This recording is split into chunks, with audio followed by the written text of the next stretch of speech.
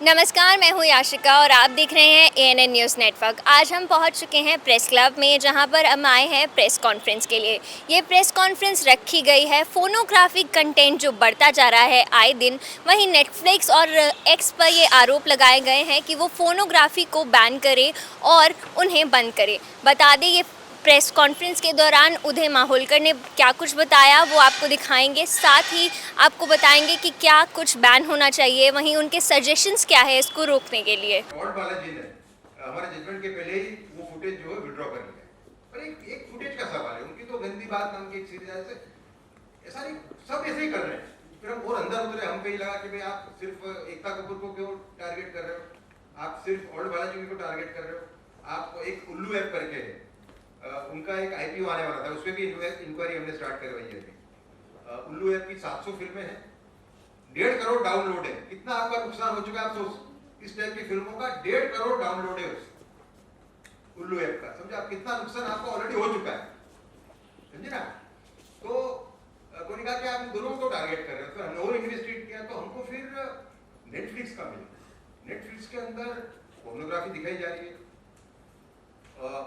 POCSO act का बिल्कुल उल्लंघन है, क्योंकि हमारे बच्चे आजकल जो है वो यूज करते हैं मोबाइल। क्योंकि कोविड के बाद में एक ऐसा एक परिस्थिति उत्पन्न हुई, निर्माण हुई कि अगर बच्चा छोटा है तो माँ बाप उसको दे देते हैं फोन पढ़ने के लिए, और पढ़ने के अंदर वो पॉपअप हुआ करता है इस टाइप। तो ये परिस्थिति बहुत ही गंभीर है। तो नेटफ्लिक्स की हमने कई एग्जांपल है हमारे इसमें। हमने एक तो ये वो भी है, कहाँ गया वो, सुनो भैया वो देना, वो पैकेट कहाँ गया साथ में। हाँ ये लाइए, यहाँ पे रखा हुआ है, देखिए।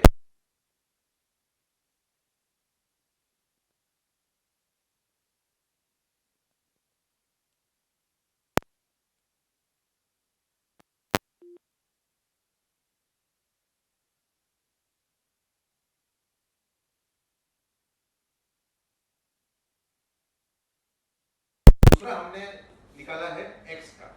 एक्स का तो बहुत ही गंदा है, उसका कोई अंदाजा नहीं। तो ये आप आके देख सकते हैं। यहाँ पे हम आपको जो लिंक भेजेंगे उसके अंदर ये नहीं भेजेंगे, क्योंकि हमें ये चार्ज इन्वाइट नहीं करना कि हम इसको फैला रहे हैं। इसके जिसको भी तसल्ली करनी हो तो उसको आके देख सकता है यहाँ पे, है ना। तो नेटफ्लिक्स और ट्विटर मतलब एक्स, दोनों पे ही भयंकर गंदगी परोसी जा रही है। मानता हूं कि एक भयंकर परिस्थिति का निर्माण भारत में हो रहा है, जिसकी बात कोई नहीं कर रहा। दूसरा, बॉलीवुड का एक तबका है, उसका भी सपोर्ट है इसको। आप देखिए, सनी लियोन नाम की एक एक्ट्रेस आई, पॉर्न एक्ट्रेस थी, वो लेजिटिमाइज हो गई। हालांकि फिल्म उनकी नहीं चल पाई, पर लेजिटिमाइज हो गई वो। उनके साथ बड़े बड़े स्टार्स फोटो खिंचवाते थे, ठीक है। एनीवे, आप उन्होंने छोड़ दिया वो प्रोफेशन। पर आप देखिए, अभी रणवीर सिंह है एक्टर, दीपिका पादुकोण के पति, उन्होंने अभी जॉनी सिंस नाम का एक बहुत बड़ा पॉर्न स्टार है अमेरिका का, उसके साथ 2 ऐड किए, सेक्स पिल की ऐड है। तो मैंने उस पर ट्वीट किया था, जब जॉनी सिंस को श्री मुकेश अंबानी परिवार ने जब बुलाया अपने सेलिब्रेशन में अनंत अंबानी के, तो मैंने उस टाइम पे एक ट्वीट किया था कि सभ्य समाज की जवाबदारी है कि पॉर्न कंटेंट को लेजिटिमाइज न करे। मुझे बहुत आनंद होता अगर मुकेश अंबानी परिवार इस ऐड के बाद रणवीर सिंह को अपने जलसे में न बुलाता। और एक ओपन लेटर भी मैंने नीता अंबानी जी को लिखा था कि आपने इतनी अच्छी माता की स्तुति की, आपको लोग रोल मॉडल मानते हैं, तो आपको कम से कम ऐसे लोगों से दूर रहना चाहिए, क्योंकि आप उनसे अगर संबंध रखते हैं तो वो सब लेजिटिमाइज हो जाता है, समझा। तो देखिए, रेप के केसेस आप देखें तो मैं 4 रेप के केसेस कोट करूंगा। अभी कासगंज के अंदर एक भाई ने अपने बहन पे रेप किया, उसको मार दिया। उसके 10 दिन के बाद में गोंडा के अंदर एक 10 साल का लड़का और एक 8 साल का लड़का, इन दोनों ने 5 साल की लड़की पे बलात्कार किया। उसके बाद में बंबई में एक वर्गीय कपल था, रोज घर के बाहर जाता था, तो भाई बहन दोनों पॉर्न देखते थे घर में, तो भाई ने बहन को प्रेग्नेंट कर दिया। फिर एक प्रिंसिपल है राजस्थान में, उसने अपनी 6 विद्यार्थिनियों पर रेप किया 1 साल के दौरान। ये 5 केस के अंदर एक ही जवाब था आरोपी का कि हमने ये देखा और किया। तो जो भी ये कह रहा है कि रेप का इसका डायरेक्ट कनेक्शन नहीं है, वो सत्य से अपनी आंखें मोड़ रहा है। या तो वो इग्नोरेंट है, या तो वो ये पूरा जो सिस्टम है करोड़ों रुपए का, उसका लाभार्थी है। क्योंकि ये जो इंडस्ट्री है, इसके सामने कई लोग आवाज़ इसके लिए नहीं उठाते कि एड के पैसे हैं, हर जगह जाते हैं इनके इनडायरेक्टली। तो ये मतलब इनके सामने लड़ना एक बहुत ही कठिन काम है। लेकिन मैं मानता हूँ कि ऐसे महान देश में हमको जन्म दिया हो भगवान ने, जिसकी ऐसी प्राचीन संस्कृति हो, और जो ऐसे मोड़ पे खड़ा हो। अभी हमारे माननीय प्रधानमंत्री ने परिस्थिति ऐसी है कि हम पूरी विश्व के अंदर अग्रसर हैं। बड़े बड़े देश हमको एक अलग नज़र से देखते हैं, और कुछ ही दिनों में हम अभी भी आर्थिक, सैनिकी और वैज्ञानिक महासत्ता नहीं बने हैं, पर हमको जो मान मिल रहा है, सम्मान मिल रहा है, वो एक महासत्ता जैसा सम्मान मिल रहा है। तो ये सभी चीज़ धूल में मिल जाएंगी अगर हमने इस चीज़ को नहीं रोका तो। अब इसका जो लीगल एस्पेक्ट है, उस पर मेरे कलीग हैं विशु शंकर जैन जी, जो काशी और मथुरा की लड़ाई लड़ रहे हैं, वो थोड़ा इस पर प्रकाश डालेंगे। जैसे कि अभी यहाँ पे सर ने बताया कि कैसी गंभीर परिस्थिति हम लोगों के सामने है, इन्हीं सारी चीज़ों को ध्यान में रखते हुए काफ़ी हम लोगों ने लीगल एक्शन भी, जो ऑब्सीन कंटेंट इस समय सोशल मीडिया और ओटीटी प्लेटफॉर्म पर चल रहा है, उसके खिलाफ काफ़ी लीगल कार्रवाई की।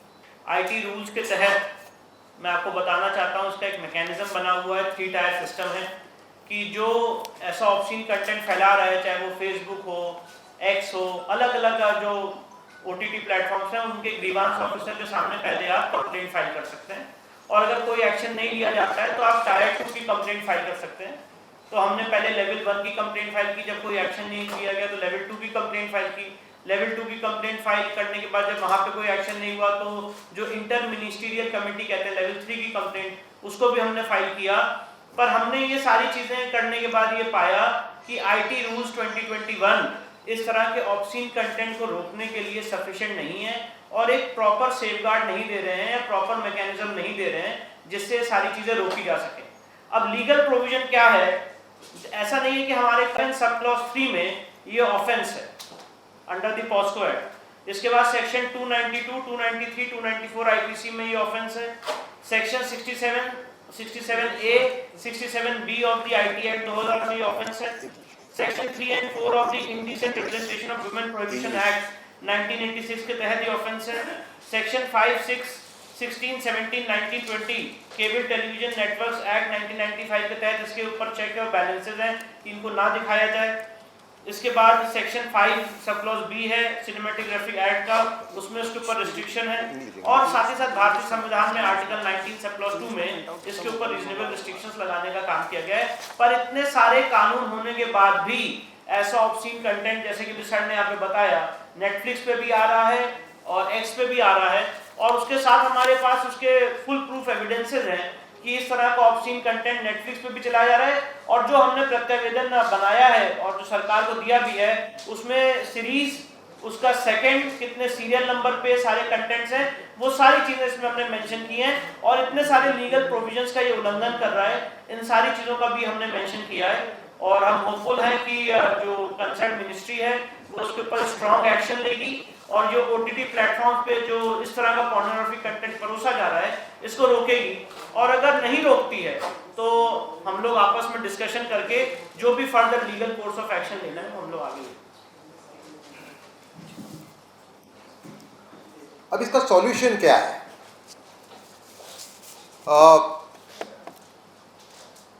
प्रपोज्ड डिजिटल इंडिया बिल आ रहा है, इसके अंदर सेक्सुअली परवर्टेड कंटेंट पे बैन होना चाहिए, ये हमारा डिमांड है एक। अभी जो बिल के प्रावधान हमने देखे हैं उसमें ये वस्तु मेंशन नहीं है, बाकी कई चीज़ें मेंशन है। तो हमारा ये कहना है कि इस पर जो भी digital platform sexually perverted content, pornography beam करता है, उस पर बैन लगना चाहिए। लेकिन ये कल की बात है। लेकिन हमने 3 सुझाव दिए हैं, यार हमारी 3 डिमांड है।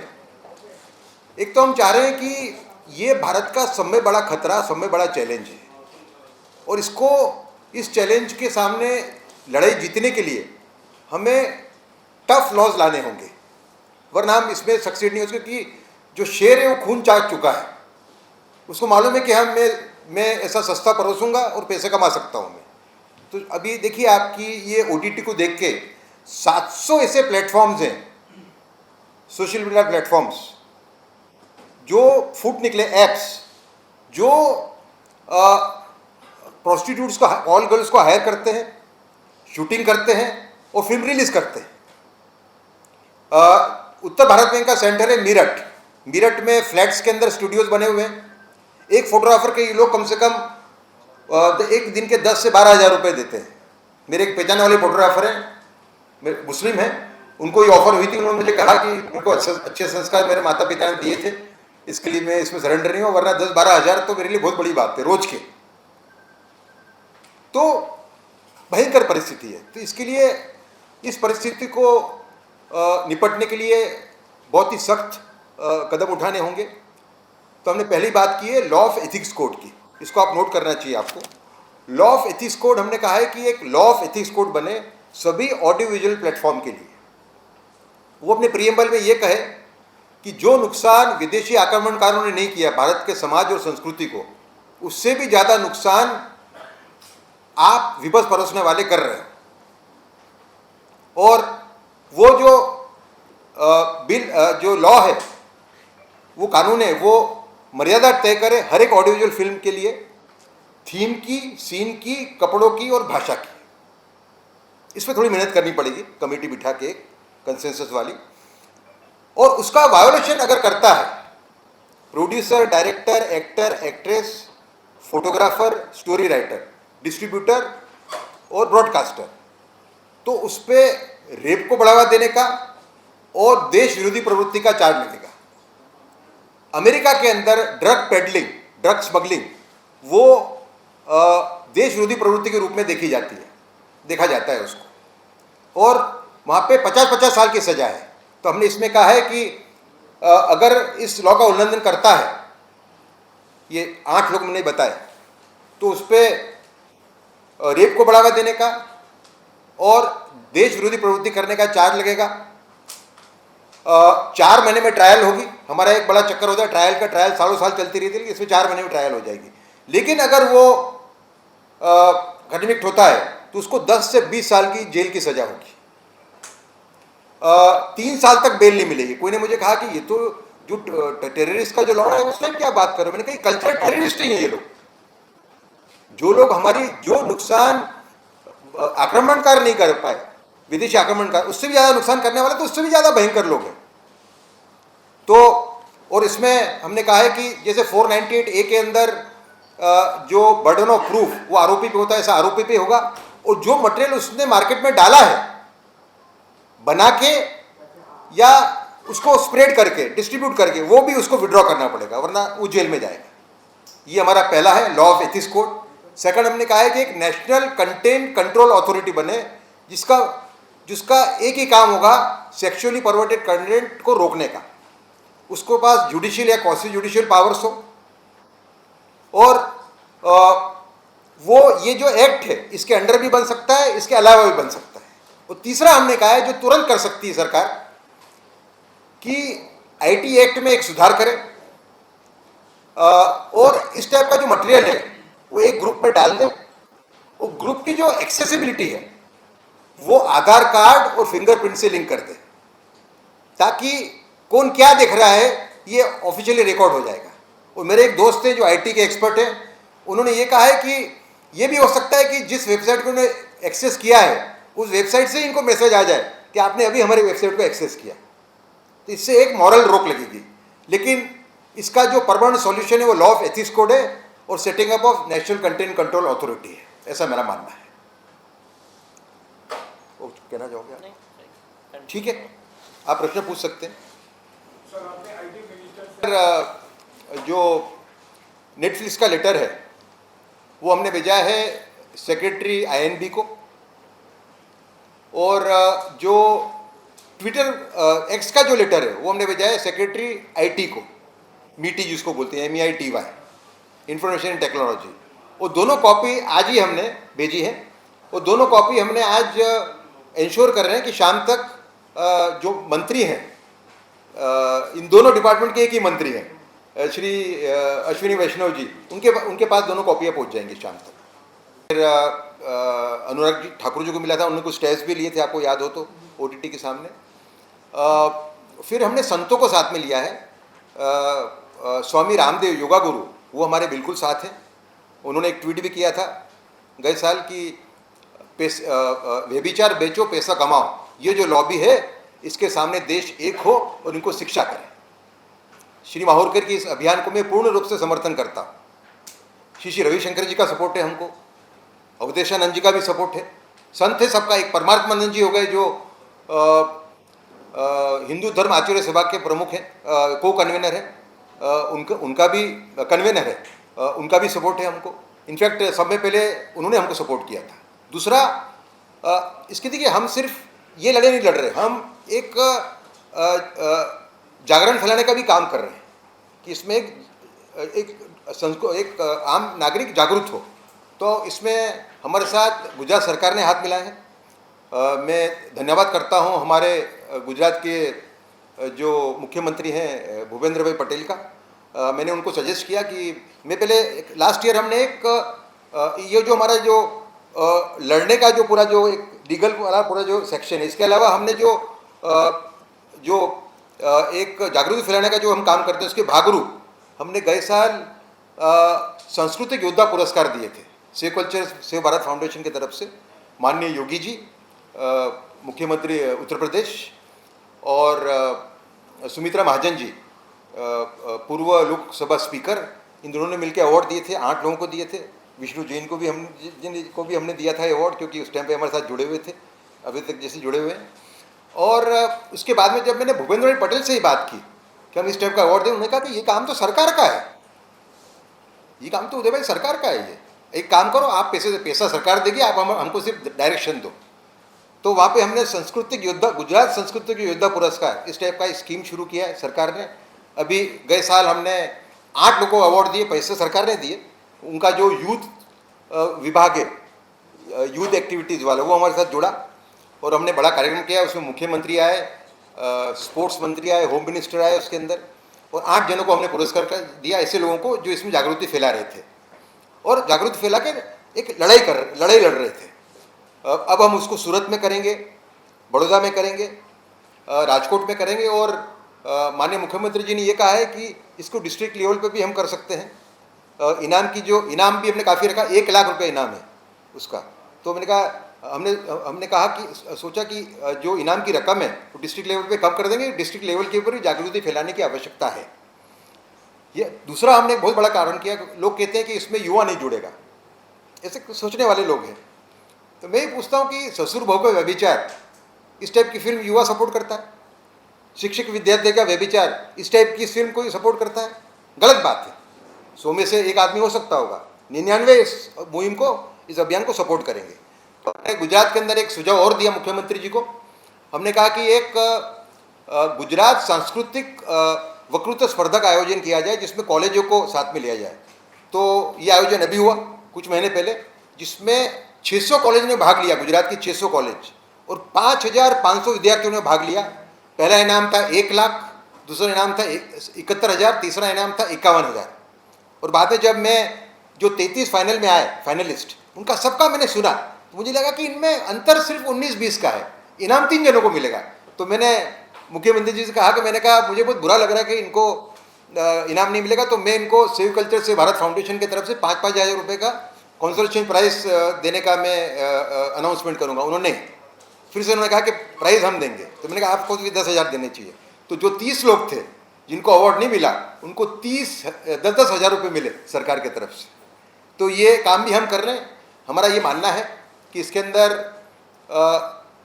माँ बाप, शिक्षक, इनका बहुत बड़ा रोल है। ये जागृति फैलाए स्टूडेंट्स के अंदर, क्योंकि ये जो लोलुप्त वाली चीज़ें बहुत कम वाली उम्र में आती है। इसमें मुद्दा क्या है इसके अंदर कि ऐसा नहीं कि हमारी संस्कृति खत्म हो चुकी है, लेकिन अगर ये फ़ोन पे ही आ रहा है, अभी जैसे कि एक राज परिवार के व्यक्ति मेरे घर पे आए थे, बड़ा राज परिवार है, महाराजा हैं, महारानी दोनों मिलने आए थे मुझे। तो मैंने उनसे ये बात शेयर की कि मैं इस टाइप का अभियान चला रहा हूँ। उन्होंने बड़ी अच्छी बात की। उन्होंने कहा कि महारानी साहब ने कहा कि मैं एक स्कूल चलाती हूँ जिसके अंदर मेरी दोस्त की बेटी पढ़ती है। तो मेरी जो दोस्त है उसका फ़ोन आया कि महारानी साहब एक बड़ी चिंता है मुझे, मेरी बेटी जब सुबह 8-9 बजे रूम के बाहर निकलती है एकदम थकी हुई होती है, और मैं उसको पूछती हूँ कि बेटा तेरे को बीमारी है? तो बोलती नहीं, मैं तो ठीक हूँ। तो मुझे लगता है कि कुछ छुपा रही है मेरे से। माँ सीधी थी बेचारी, पर उनको अंदाज़ा लग गया महारानी साहब को। महारानी साहब ने कहा एक काम करो, आपने इसको अलग रूम दिया है? बोले हाँ, पढ़ने के लिए अलग रूम दिया है मैंने इसको। ये अंदर से लैच कर देती? बोले हाँ, लैच कर देती है रात को। तो ठीक है, एक काम करो, दिन में जब जाती है ये पर्दे का एक किनारा खुला रखो और रात को देखो कि 11:30-12 बजे के बाद ये क्या करती है। तो जब उन्होंने 12 बजे का देखा तो उस बेटी ने सब लाइट बंद कर दी थी, सिर पे चादर रखी थी, है ना, और वो फ़ोन पे कुछ देख रही थी। फ़ोन की लाइट माँ को दिखी। तो माँ ने फिर से सुबह फ़ोन किया महारानी साहब को, महारानी साहब ऐसा मैंने देखा। तो महारानी साहब ने कहा कि मेरा जो अनुमान है बिल्कुल शक है, बिल्कुल सही है। अब आप इसको खोलने को कहोगे तो ये खोलेगी नहीं, खोलेगी तो ये बताएगी नहीं आपको। उम्र छोटी है, 11 साल की उम्र है। आप सोचो, राजस्थान का किस्सा है ये। राजस्थान में कितनी कितनी वीरांगना पैदा हुई हैं, राजस्थान का किस्सा है ये, समझा। तो उन्होंने कहा आप बेटी छोटी है, आप इसको समझाओ तो ये समझ जाएगी, साइकोलॉजिकली इसको ट्रीट करो। तो उन्होंने बेटी को बेटा मैं देखती हूँ कि रात को तू 12 से 2 बजे तक कुछ ना कुछ देखा करती, क्या देखती है? तो पहले छुपाया है उसने, लेकिन 5 मिनट में एडमिट किया, बेटा तू छोटी है, मैं तेरे को शिक्षा नहीं करूँगी, है ना, ये एक प्रयास है तेरे को सुधारने का। उसे बोला कि रोज़ रात को मैं विभस देखती हूँ। आप समझे, तो ये हालत बड़ी, इससे कोई नहीं बच पाएगा। मतलब मेरे को अभी प्रपत्र हुआ अभी 1 महीने पहले, तो मेरे को पहला विचार ये आया कि इसका मैं क्या करूं, इससे कैसे बचाऊं इसको। अभी मुझे मेरे बेटे को बेटा हुआ अभी 1 महीने पहले, तो मेरे मन में यही विचार आया पहले कि मैं ये जो पूरा खतरा है इससे कैसे इसको बचाऊं। तो मामला ऐसा है कि इसमें कोई ये मानता हो कि मेरे घर वाला बच जाएगा, मैं नहीं बचूंगा, कोई इसमें बचने वाला नहीं है। ना इसमें मुसलमान बचेगा, ना हिंदू बचेगा, ना क्रिश्चियन बचेगा, कोई नहीं बचेगा। ये देश की सबसे बड़ी समस्या है। मेरा निवेदन है पूरे देश से कि इस अभियान में जुड़े। हमारा जो अभियान है वो देश को एक करने का है, ऐसी असुरी ताकतों के सामने जो इस टाइप का विवश परोस के देश का चरित्र और देश की संस्कृति को बिगाड़ने पे तुले हुए। तो सर आप क्या समझते हैं कि परिवार के अभिभावकों से बंद होगा, देश के कानून जो बिना कानून के तो बंद नहीं होने वाला? हाँ, तो कानून तो इसकी पहली आवश्यकता है। हम ये बता रहे हैं कि हम सिर्फ लड़ाई नहीं लड़ रहे, हम जागृति फैलाने का भी एक अभियान चला रहे हैं। आप समझे, तो कानून का तो पहला रोल है, इसके अंदर रोल है। जहाँ से गंदगी आ रही है, जहाँ से गंदा पानी आ रहा है, आपको वो नल बंद करना पड़ेगा, तो इसका उपाय है। कई लोग मुझे बोलते हैं कि अमेरिका के अंदर तो आप बोल रहे हो कि ड्रग स्मगलिंग का लॉ है, तो इसके वजह से कहाँ ड्रग स्मगलिंग का कहाँ रुका है। मैंने कहा लॉ की इम्प्लीमेंटेशन में खराबी है, अभी लॉ में खराबी नहीं है, उसका इम्प्लीमेंट। आप देखिए, जब एक समस्या खूब बड़े लेवल पे फैली हो, आप एक बड़े आदमी को पकड़ लो, उसको शिक्षा करो, तो उसका मैसेज पूरे समाज में चले जाता है। और वो शक्य है कानून के द्वारा। कानून को छोड़ के वो काम नहीं हो सकता। कानून तो पहले ही है, वैसे जैसे विष्णु जी ने बताया, तो ये तो ओटीटी वगैरह जो इंटरनेशनल प्लेटफॉर्म वगैरह चलते हैं, ये तो बड़ा मुश्किल इसको रोकना। तो कानून तो है, अगर कोई अश्लील का फैलाते हैं तो कुछ उसके लिए तो उस पर कार्रवाई नहीं हो सकती क्या? आप देखिए कि मुसलमान कंट्रीज हैं, मिडिल ईस्ट हैं, उनका ज़्यादातर कंट्रोल है इसके ऊपर। साउथ कोरिया का है, सिंगापुर का है। मैं ऐसा मानता हूं कि लक्ष्य आपका अगर सात्विक है और आप में वो पवित्रता है या लक्ष्य को आगे ले जाने की ताकत है, सत्व है, तो वो लक्ष्य को सफल होना ही है, मैं उसमें मानता हूँ। तो इसमें ऐसा नहीं लगता कि आपको जागरूकता फैलाना चाहिए कानून की? तो मुझे लगता नहीं कि इसमें नए कानून की जरूरत नहीं, कानून की जरूरत तो है ही नहीं। तो ये कानून तो विष्णु जी ने पहले किया ना कि नहीं, पर ये इतने आप बताइए। नहीं, मैंने ये भी बताया साथ में कि वो सफिशिएंट नहीं है। उसका कारण ये, मैंने उसका उदाहरण दिया कि लेवल 1, लेवल 2, लेवल 3 की हमने कंप्लेंट की, पर उसका वो उतना फीजिबल नहीं है। उसका कारण ये है कि जो व्यभिचार परोस रहा है, सबसे पहले आपको उसी के पास जाके बोलना है कि आप इसको हटाइए, और जब वो नहीं हटा रहे तो आपको लेवल 2 की कंप्लेंट में जाना है। लेवल 2 की कंप्लेंट में भी प्रॉपर एक्शन नहीं लिए जा रहे हैं। लेवल 3 की कंप्लेंट जो है इंटर मिनिस्टीरियल कमेटी, वो जब कॉन्स्टिट्यूट होती है तो वो हार्डली कॉन्स्टिट्यूट होती है इन सारी चीज़ों के लिए। और सबसे इम्पॉर्टेंट बात यह है कि जो अभी सर ने यहाँ पे लॉ ऑफ एथिक्स कोड की बात की, मेरे हिसाब से वो इसका एक प्रॉपर मैकेनिज्म है, और ऐसा नहीं है कि इसमें पहले जुडिशियल एक्सरसाइज नहीं हुई। मैं आपको उदाहरण देना चाहता हूँ, 2015 में मामला सुप्रीम कोर्ट में आया था, और सुप्रीम कोर्ट में एक व्यक्ति ने PIL फाइल करके कहा कि जितने पोर्नोग्राफिक कंटेंट्स हैं या जो पोर्नोग्राफिक वेबसाइट है उसको बैन किया जाए। तब उस समय सुप्रीम कोर्ट ने कहा कि हम पोर्नोग्राफिक वेबसाइट को बैन नहीं कर सकते, पर उसके 1 साल बाद सुप्रीम कोर्ट ने यू टर्न लिया और ये कहा कि जो सेक्शन 292, 293, 294 है, इसके तहत ये ऑफेंसेस को रोकना चाहिए। पर आज भी अगर आप अपने मोबाइल पे आप गूगल करेंगे तो आपको सारी पोर्नोग्राफिक वेबसाइट मिल जाएगी। ये अभी हम लोग 8 साल बीत चुके हैं उस चीज़ को, उसके बाद भी पोर्नोग्राफिक वेबसाइट आज बंद नहीं हो रही है। तो बहुत सारे इसके कारण हैं। ऐसा भी हम देख रहे हैं जो अपनी रिसर्च के दौरान की पोर्नोग्राफिक वेबसाइट से वीडियोस डाउनलोड करके फेसबुक में अलग अलग माध्यम से फैलाए जा रहे हैं। फेसबुक पे अगर आप नॉर्मल कुछ भी चीज़ देखेंगे तो उसमें भी आपको ऐसे कंटेंट्स मिल रहे हैं। तो लॉ ऑफ एथिक्स कोड, सबसे पहली बात जो सर ने कही, जहाँ से गंदा पानी आ रहा है उसको रोकना, इन सारी वेबसाइट्स को ब्लॉक करना, और साथ ही साथ लॉ ऑफ एथिक्स कोड लाना, ये इसका एक सबसे इम्पॉर्टेंट उपाय है। और साथ ही साथ पेरेंट्स में जागृति फैलाना। आज मैं पूछना चाहता हूँ, जब बहुत सारा अब हमारे अंदर अवेयरनेस आया है, जो पॉस्को एक्ट के उसके मैं बहुत बड़ा उदाहरण मानता हूँ, और जो गवर्नमेंट ऑफ इंडिया ने 1992 में एक अकॉर्ड साइन किया था विद द यूनाइटेड नेशंस, जिसमें उन्होंने चाइल्ड पोर्नोग्राफी और चाइल्ड सेक्सुअल अब्यूज़ को रोकने के लिए एक अकॉर्ड साइन किया था। उसके बाद ही पॉस्को एक्ट उसका एक जीता जागता उदाहरण है। तो आज हम लोग स्कूल में शिक्षा देते हैं अपने बच्चों को गुड टच बैड टच के बारे में। तो ऐसी अगर एक प्रोग्राम और मैकेनिज्म सारे स्कूल में इन सारे कंटेंट्स के खिलाफ हम ला सकते हैं तो उससे और अवेयरनेस आएगी। तो हम लोग हर एक लेवल पे काम कर रहे हैं, चाहे वो बच्चों में अवेयरनेस फैलाने का हो, चाहे वो लीगल क्षेत्र में हो, चाहे इसको एक मोमेंटम बनाना हो सोसाइटी में, और साथ ही साथ कैसा लॉ हो उसके बारे में जितने इंपॉर्टेंट लोग हैं जो उसमें स्टेक होल्डर्स हैं उनसे मिलना हो। ये सारे लेवल्स पे काम हो रहा है। मैं ऐसा मानता हूँ कि सारे लेवल्स पे कंजॉइंट जब काम होगा तब जाके इस पे कोई चेक लग सकता है। सिर्फ ये नहीं है कि लॉ हम ले आए, लॉ तो ऑलरेडी एग्जिस्ट कर रहा है और लॉ आगे आएगा भी, पर सिर्फ लॉ लाने से इसका चेक नहीं हो सकता है जब तक स्ट्रिक्ट लॉ नहीं आता है जो इन वेबसाइट्स को बैन करते हैं और इम्प्लीमेंट नहीं होते, और इम्प्लीमेंटेशन का एक बहुत इंपॉर्टेंट रोल है इसमें।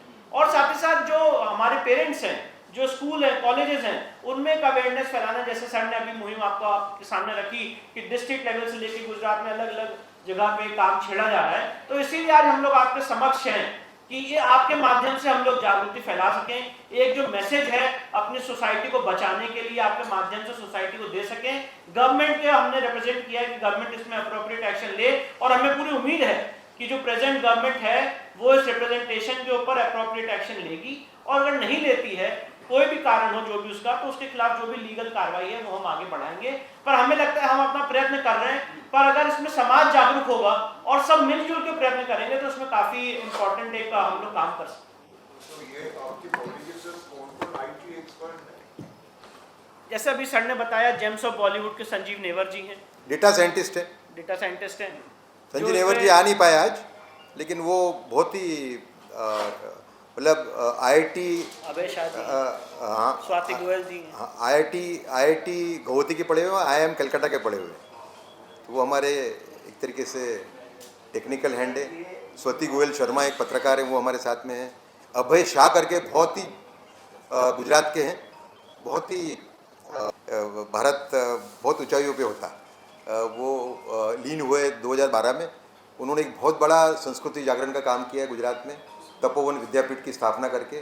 उसके स्टूडेंट हैं ये, उनके अनुयायी हैं अभय शाह, वो हमारे साथ में। ऐसे कई लोग हमारे साथ जुड़े हैं जो एकदम सात्विक और कमिटेड है पूरे मुद्दे को। फ़ोन देना। सर, आप कह रहे हैं कि हम लोगों ने जो है सरकार से इस चीज़ के लिए बात कर रहे हैं, तब तक के लिए आप क्या करेंगे सर? कैसे बच्चों को जैसे अवेयर किस तरीके से करेंगे? नहीं, तो पहला स्टेप तो मैंने बताया कि IT एक्ट में आप सुधार करिए और ये सब मटेरियल एक ही ग्रुप में डाल दीजिए, और ग्रुप की जो एक्सेसिबिलिटी है वो फिंगरप्रिंट और आधार कार्ड से जोड़ दीजिए, थोड़ा बहुत कंट्रोल होगा उसमें। दूसरा कि ये जो छोटे बच्चों को फ़ोन देते हैं उसमें पेरेंटल कंट्रोल नाम का एक सिस्टम है हर एक फ़ोन के अंदर, उसको अगर ऑन करते तो ये भी लोगों को, माँ बाप को मालूम नहीं है, आधे लोगों को नहीं मालूम। ऐड तक नहीं आते। हाँ, उसमें ऐड भी नहीं आती, तो उसका उपयोग करें। जागृति, हमारा जागृति का जो अभियान है उसके भाग रूप ये सब कर ही रहे हैं हम लोग। लेकिन पता नहीं है ना, अवेयर नहीं है। हाँ, अवेयर नहीं है लोग, बात सही है आपको। सर मैं आपसे एक बात पूछ रहा हूँ, ध्यान से सुनिए। आप जब ये कहते हैं कि गवर्नमेंट नहीं मान रही, और दूसरा आपका जब आप किसी आदमी को या वेबसाइट को कहते हैं वो नहीं मानते, तो फिर जो उसको चला रहे हैं जैसे एयरटेल हो गया या जो भी सर्विसेज प्रोवाइडर, आप उनको क्यों नहीं कहते? तो उनको भी कहना बिल्कुल अच्छा सुझाव है, वो भी हमारे ध्यान में है। तो आपने तो अभी तक कहा नहीं। नहीं, देखिए, मैं बहुत सारे लोग जो हैं, मेरी बात सुनिए, आप मेरी बात सुनिए। आप कह चुके, इतनी तो आपने गीता हमें पढ़ा दी, हमने पढ़ ली। अब ये है कि जब तक आप उनके पास ये बोले, आप प्रश्न पूछो ना मुझे, आप तो मैं आपको जवाब दूंगा। तो है सर। अरे मैंने तो नीता अंबानी को लेटर लिखा है कि जियो के प्लेटफॉर्म से आप बंद करवाइए इसको। ऐसा नहीं है नहीं काम किया हमने।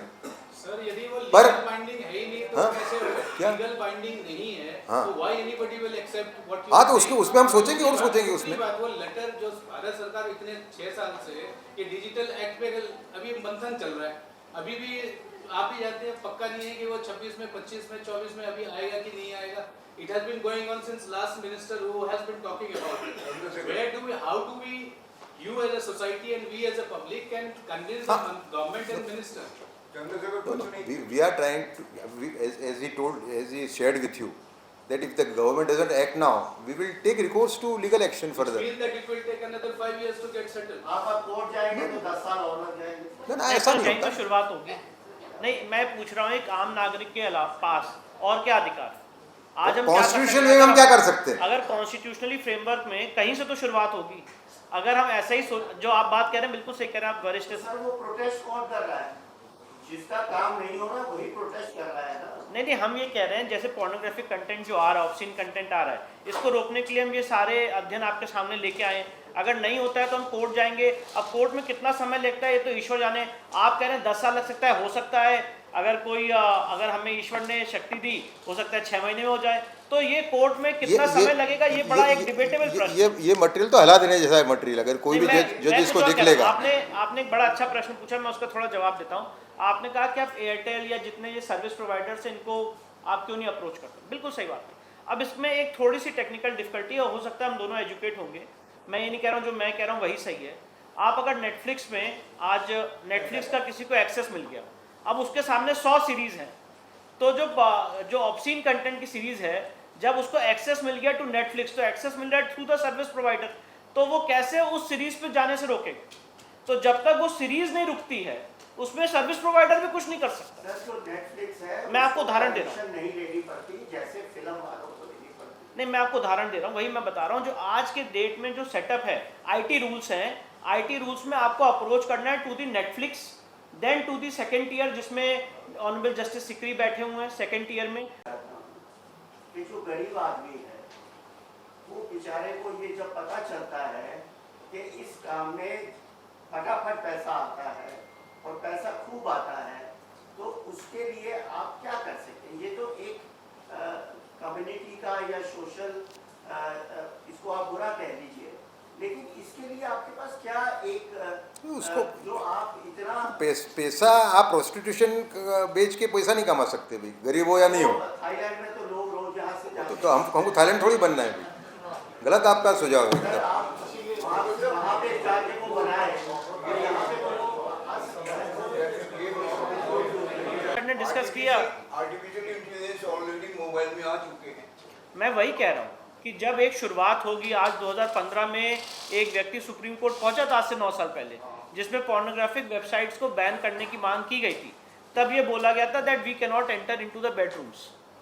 पर आज हम ये कह रहे हैं कि आप किसी के बेडरूम में मत एंटर करिए, पर जो हमारी आगे आने वाली पीढ़ी है, युवा जनरेशन है, यंग, जो पॉस्को एक्ट के तहत, मैंने आपको सेक्शन बताया, पॉस्को एक्ट में सेक्शन 11 सब क्लॉज 3, आप किसी जो चाइल्ड है उसको आप पोर्नोग्राफिक कंटेंट नहीं परोस सकते हैं। इसके बाद भी पोर्नोग्राफिक कंटेंट आ रहा है, उसके लिए कोई चेक्स और बैलेंसेस नहीं हो रहे हैं, तो उसको रोकने की बात हो रही है, जिसके लिए क्रिमिनल ऑफेंस है। उसके बाद भी नहीं रोका जा रहा है। तो इन सारी चीज़ों की बात। हाँ, कही तो मेरा प्रश्न है, फ्री स्पीच एडवोकेट्स जो आपके कभी पास्ट में क्रिटिसाइज करते हैं कि ये सेंसरशिप है, जैसे internet freedom foundation, Meta, Google, Bollywood के लोग कहते हैं कि ये सेंसरशिप है और आज पोर्नोग्राफी पे है, कल अगर हम कुछ हिंदुओं के बारे में बुरा कहें, मुसलमानों के बुरा कहें, फिर वो भी सेंसरशिप हो जाएगा। तो मतलब आर्गुमेंट क्या है कि ये तो फ्रीडम ऑफ एक्सप्रेशन और स्पीच का गैरफायदा ही उठा रहे हैं ना भाई। ससुर बहू का व्यभिचार फिल्म चाहते हैं लोग, किस टाइप की फिल्म रोज आती रहती है, डेली आप देखो, आप उसमें। नहीं, मैं एक बात मैं आपका जवाब देना, फ्रीडम ऑफ स्पीच और एक्सप्रेशन विद रीजनेबल रिस्ट्रिक्शंस आता है। आर्टिकल 19(2) में एक बड़ा अच्छा प्रोवर्ब है, my right to swing my arm ends where your nose begins. मेरे को अपना हाथ घुमाने का अधिकार है, पर यह नहीं कि मैं अपने हाथ घुमाने के अधिकार में आपकी नाक तोड़, वो वहीं पर रुक जाता है जहां पे आपको कोई हर्ट ना हो रहा हो। और अगर आप आर्टिकल 19(2) देखेंगे तो उसमें लिखा हुआ है that every law is subject to public order, health and morality.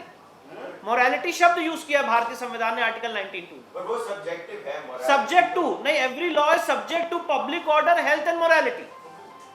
तो आपका फ्रीडम ऑफ स्पीच और expression is not absolute, it is subject to public order, health and morality. अब इसमें तो कहाँ कोई प्रश्न आता ही है, जो फिल्म बता रहे हैं ये लोग, पोर्नोग्राफी बता रहे हैं, इंसेस्ट बेस बता रहे हैं। अब जैसे एक्स है, वो तो दुरुपयोग है फ्रीडम ऑफ स्पीच का। एक्स में अब ट्विटर, आज हम सारे लोग जो है बैठे हैं एक्स के लिए, हम सारे लोग एक्स में क्या डेटा शेयर करते हैं, जो आपके थॉट्स हैं, जो हमारे थॉट्स हैं, उसको शेयर करते हैं।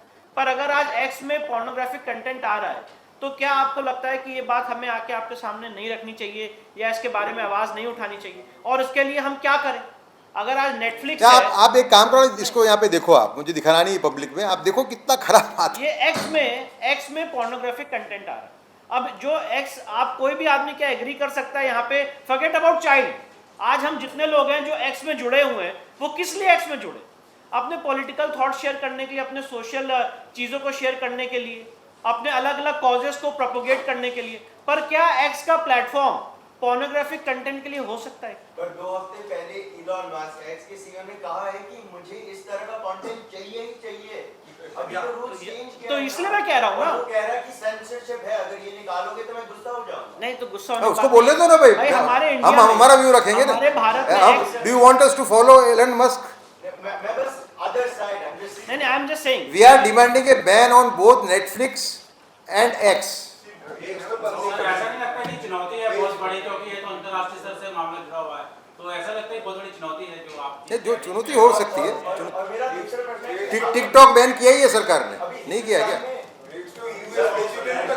हिंदुस्तान में कोई भी शहर है या कोई भी स्टेट है जहां आपके लॉज इंप्लीमेंट हो गए हैं, हमारा कोई भी सक्सेसफुल एग्जांपल है जहां लॉज इंप्लीमेंट हुए हैं अभी तक? नहीं, जैसे अभी सर ने उदाहरण दिया कि XXX सीजन 2 के खिलाफ हमने जो लेवल 2 की कंप्लेंट की थी, तो उसमें बाद में हमें बताया गया कि वो सीन उन्होंने वहाँ से हटा दिया।